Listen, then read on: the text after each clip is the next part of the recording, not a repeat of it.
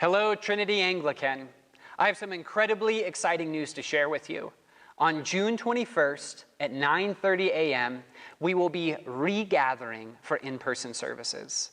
We will meet at 5100 Christensen Lane in Littleton, Colorado. This is where Kyle and Megan Stanton live. This is where Tyler Harrington lives, and the entire Brigger family live on this 10-acre plot of land tucked in the very heart of Littleton, Colorado, so much so that if you didn't know it was there, you would never find it. Next week, we are going to send you detailed driving instructions on how to get there. Not because we think you're bad drivers, not because we think you don't understand, the basics of directions, but because if you're a normal person and you're driving down this lane, you're gonna assume that you're lost. So we're going to help you with that by giving you very clear instructions on how to get to this location. It's a beautiful place. There is a giant shade tree and grass that we can all properly social distance under.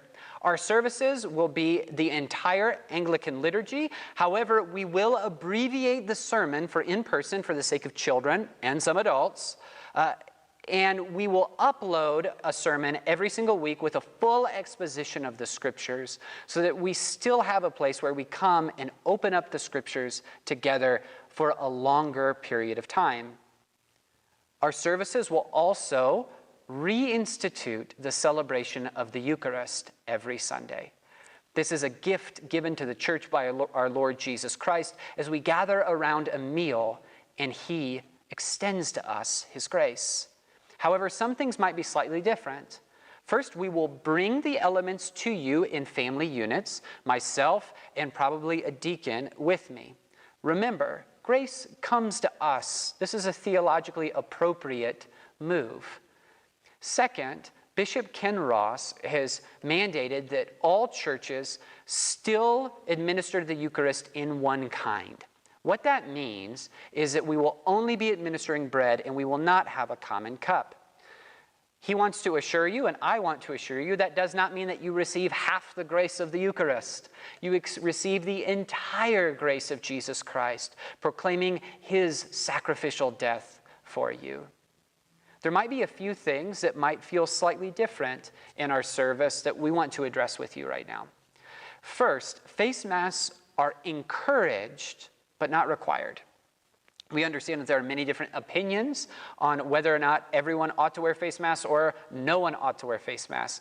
And we want to abide by the guidelines laid down by the state of Colorado. And their guidelines stipulate that we are to encourage but not require face masks.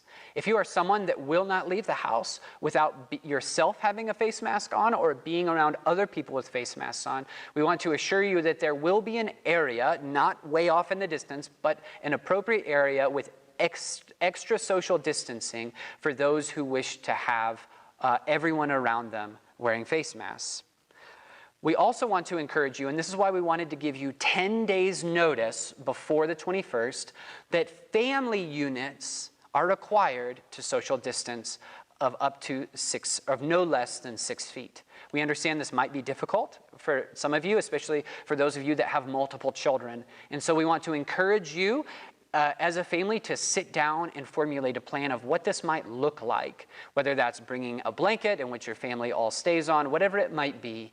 Please prepare yourself for that reality and lovingly submit to the authority and the stipulations given in this. I believe in you all. I wildly respect you all. And I believe that you can respect these stipulations while you respect one another.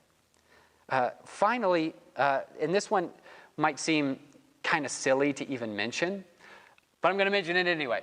We will have an actual end time. Trinity Anglican is an awesome church, and we love each other.